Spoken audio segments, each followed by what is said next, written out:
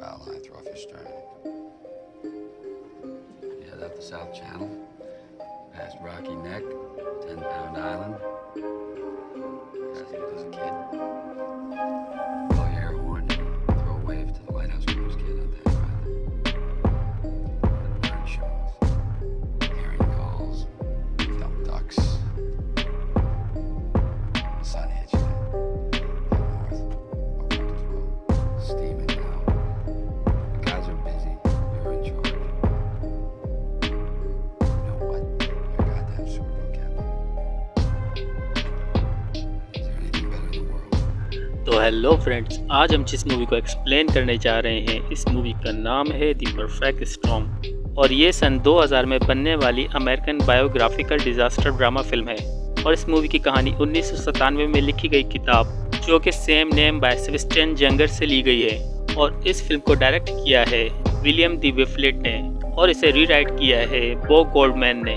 और ये मूवी एक एंड्रिया गिल नामी कमर्शियल फिशिंग जहाज के ऊपर है जो 1991 के एक समुद्री तूफान जिसे द परफेक्ट स्टॉर्म कहा जाता है उस तूफान में फंस जाता है और इसमें सारे लोग इस समंदर में मारे जाते हैं उस फिशिंग जहाज के साथ। इस फिल्म में George Clooney, Mark Wahlberg, Diane Lane, William Fichtner, Karen Allen, Bob Gunton, Mary Elizabeth Mastrantonio और जॉन सी रेली ने किरदार अदा किया है। इस मूवी को वार्नर ब्रदर्स ने 30 जून सन 2000 को रिलीज़ किया और दुनिया भर में 328 मिलियन की कमाई की इस मूवी ने। तो शुरू करते हैं मूवी की explanation. George Clooney as Frank William, Billy Tyne junior जो एंड्रिया गिल जहाज का कैप्टन होता है जिसकी डिवोर्स हो गई होती है और वो 2 बच्चियों का बाप होता है और वो मछली पकड़ने के आखिरी सफ़र पर सीज़न के ख़त्म होने से पहले कुछ ऐसा करना चाहता है क्योंकि वो बहुत कर्जे में डूबा हुआ होता है और वो अपने बच्चों के लिए कुछ बेहतर करना चाहता है। Mark Wahlberg as Robert, Bobby Shatford और एंड्रिया गिल के क्रू के साथ इसका पिछला एक्सपीरियंस कुछ ज़्यादा अच्छा नहीं रहा होता है। बॉबी जो ईथल शेफर्ड का बेटा होता है जो वहाँ के क्रॉस टेस्ट बार की ऑनर होती है और बॉबी जो क्रिस कॉटर का बॉयफ्रेंड होता है जो अपनी फिशिंग की कमर्शियल लाइफ में खुश होता है और वो क्रिस्टीना के साथ रिलेशनशिप में भी रहना चाहता है लेकिन इसकी माली हालत कुछ बेहतर नहीं होती है और वो भी स्ट्रगल कर रहा होता है ताकि वो क्रिस्टीना से शादी कर सके। और वो एक तजर्बेकार फिशरमैन होता है जो एक सेली नामी औरत के साथ रिलेशनशिप में रहता है जिसकी तलाक हो गई होती है और इसका एक बेटा भी होता है। डैन लैन एज क्रिस्टीना जिसका नाम क्रिस कॉटर होता है और वो बॉबी शेफर्ड की गर्लफ्रेंड होती है और वो नहीं चाहती है कि वो इस बार इस ट्रिप पे जाए क्योंकि इसे इसके इस बार जाने के बारे में कुछ बुरे ख्याल आते हैं क्योंकि वो पहले भी उनके फिशिंग ट्रिप के आखिरी सफ़र पर वो अपना सारा वक्त उस अपार्टमेंट को सजाने में लगाती है जिसे उसने बॉबी के लिए सरप्राइज़ के तौर पर किराए पर लिया होता है ताकि वो इससे शादी करके उसके साथ वहाँ पर रह सके। विलियम फिचनर एज डेविड जिसका नाम सिली सवेलियन होता है और वो भी एंड्रिया गिल का क्रू मेंबर होता है और उसे डॉगलस जिसका नाम डॉगी कॉस्क्लो होता है उसकी जगह पर रिप्लेस करते हैं जो उनके साथ लास्ट ट्रिप में था इस जहाज़ पर क्योंकि सिले और मर्फी के दरमियान ताल्लुकात कुछ अच्छे नहीं होते हैं मर्फी की एक्स वाइफ को लेके। लेकिन इस मूवी में डिटेल क्लियर नहीं की गई होती है। जॉन हॉक्स एज माइकल जिसका नाम बक्सी मोरान होता है और वो भी एंड्रिया गिल का क्रू मेंबर होता है। बक्सी जो थोड़ा मज़ाहिया किस्म का शख्स होता है और वो उस सफ़र के बाद वहाँ पर एक वूमेन आइडनी से मिलता है जो एक तलाक याफ्ता होती है और एक बच्चे की माँ होती है जो इस क्राउ नेस्ट में मिलती है। मैरी एलिजाबेथ मैस्ट्रोनटिनियो एज लिंडा जो कैप्टन होती है हैना बोर्डन की। लिंडा और बिली दोनों कैप्टन होते हैं एक ही ओनरशिप के और वो दोस्ताना दुश्मनी बरकरार रखते हैं क्योंकि लिंडा बिली को पसंद करती है। लिंडा को बिली और उसके क्रू के जाने की फ़िक्र होती है क्योंकि वो उस डेंजरस वेदर में समंदर के बीचों बीच में होते हैं और लिंडा एंड्रिया गिल से बात करने वाली आखिरी पर्सन होती है। Karen Allen as Melissa Brown जो मिस्ट्रल की क्रू मेंबर होती है। Christopher McDonald as Todd Gross जो बॉस्टन के मौसमी माहिर के तौर पर WNEV टीवी पर काम करता है लेकिन अब वो WHDH टीवी के लिए काम करता है। Dash Mihok as sergeant Jeremy जो न्यूयॉर्क एयर नेशनल में सिक्योरिटी गार्ड होता है इस हेलीकॉप्टर पे। Michael Ironside as Bob Brown जो उस एंड्रिया गिल और हैना बोर्डन का ऑनर होता है। टॉड केम्सी एज लेफ्टिनेंट जो रॉब पैटेट और जोसेफ डी रेडमैन के साथ इंक्लूड होता है, लेकिन वो उस मूवी में ज़्यादा अपीयर नहीं होता है, जो डॉगलस कॉस्को और सैंडी वॉर्ड के तौर पर शामिल होता है।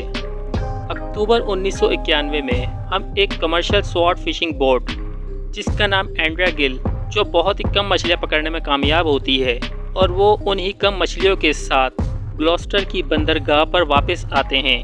बोट का मालिक बॉब ब्राउन कैप्टन बिली को कहता है उसकी और उसके क्रू की मछली पकड़ने की परफॉर्मेंस इस बार भी कुछ अच्छी नहीं रही है, और वो इसको कहता है कि वो अगली बार लिंडा के साथ जाए, वो इसे अच्छी जगह पर लेके जाएगी, क्योंकि बिली और लिंडा दोनों कैप्टन होते हैं एक ही ओनर जिसका नाम बॉब ब्राउन होता है, और उन दोनों में दोस्ती वाली टसल चल रही होती है और लिंडा बिली को पसंद करती है। अब कैप्टन बिली टैन फिर से फिशिंग पर जाने के लिए बेचैन होता है सीजन के एंड होने से पहले।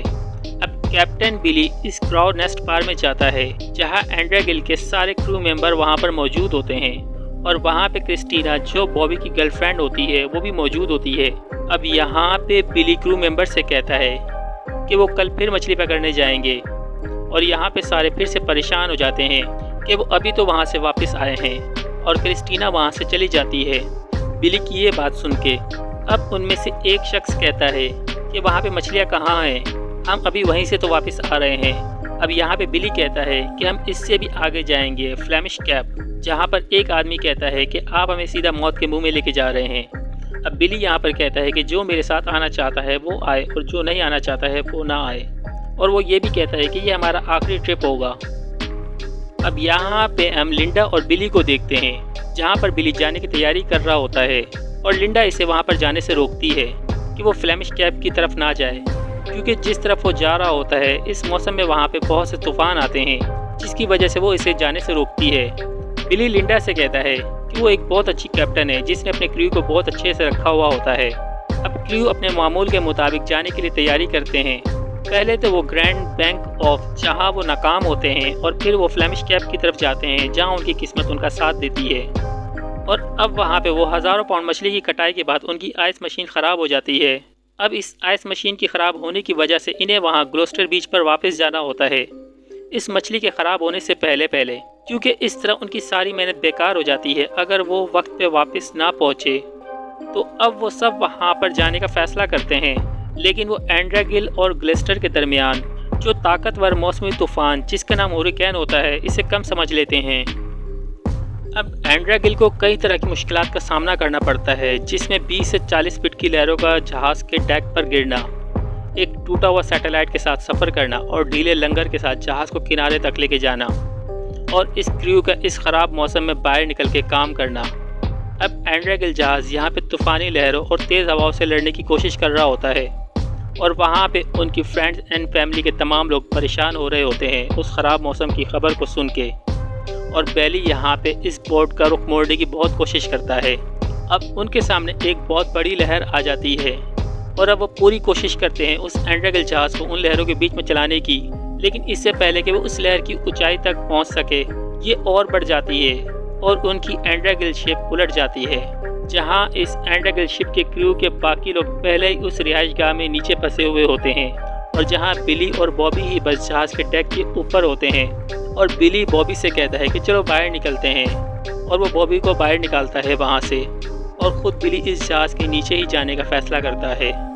अब जहाँ वो बॉबी ऊपर सरफेस की तरफ आ जाता है और इस एंड्रिया गिल को अटलांटिक समंदर की गहराई में डूबते हुए देखता है, जहाँ बॉबी खामोशी से अपनी गर्लफ्रेंड और प्यारों को अलविदा कहता है उन तेज़ लहरों के बीच, क्योंकि वो जानता है कि वो उन तेज़ लहरों से नहीं बच पाएगा, और यहाँ वो लहरें इसे अपने साथ ले जाती हैं उस समंदर की गहराई में, और उनमें कोई ज़िंदा नहीं बच पाता है। अब वहाँ पे नेशनल सिक्योरिटी गार्ड के हेलीकॉप्टर बाद में उन्हें ढूंढने की बहुत कोशिश करते हैं, लेकिन उनका कोई सुराग नहीं मिलता है। और बाद में हम वहाँ पे उनका फ्यूनरल देखते हैं, जहाँ उनके सारे फ्रेंड्स एंड फैमिली के लोग उनके बारे में कुछ अच्छे अल्फाज कहते हैं, जहाँ कैप्टन लिंडा बिली के बारे में कहती है। और उसके बाद हम वहाँ पे क्रिस्टीना और बॉबी की माँ को देखते हैं, और वो दोनों उसको याद करते हुए रो रही होती हैं। और जब वो दोबारा समंदर में जा रही होती है तो उसे याद आती है बिली की बातें जो उसने लिंडा के लिए कही होती हैं, और यहाँ पे इस मूवी का दी एंड हो जाता है।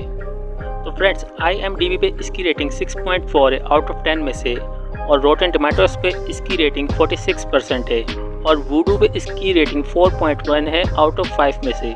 और गूगल सर्चिस पे इसकी रेटिंग 75% है। तो फ्रेंड्स, इस मूवी की एक्सप्लेनेशन आपको कैसी लगी हमें कमेंट बॉक्स में ज़रूर बताइएगा। इसके साथ ही साथ हमारे चैनल को सब्सक्राइब करिएगा।